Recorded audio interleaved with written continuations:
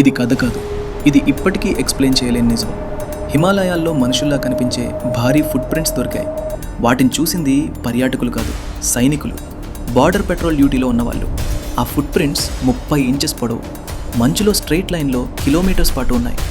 మామూలు animal tracks ఇలా ఉండవు, అవి జిగ్జాగ్లో ఉంటాయి. కానీ ఇవి హ్యూమన్ వాకింగ్ ప్యాటర్న్లా ఉన్నాయి. ఇది ఎలుగుబంటి అని సైంటిస్టులు అంటారు. కానీ బేర్స్ సింగిల్ లైన్లో ఇంత దూరం నడవు.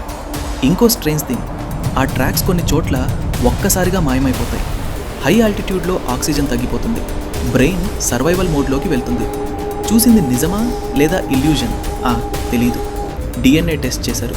కొన్ని శాంపిల్స్ నోన్ యానిమల్స్కి మ్యాచ్ అయ్యాయి, కానీ కొన్ని ఏ డేటాబేస్కి మ్యాచ్ కాలేదు. అందుకే ఒఫీషియల్ రిపోర్ట్స్లో ఒక్క మాట మాత్రమే ఉంది, అన్ఐడెంటిఫైడ్. అంటే ఎట్టి నిజంగా ఉందా లేదా మన బ్రెయిన్ ఎక్స్ట్రీమ్ కండిషన్స్లో క్రియేట్ చేసిన భ్రమణ? మీరేమనుకుంటున్నారు?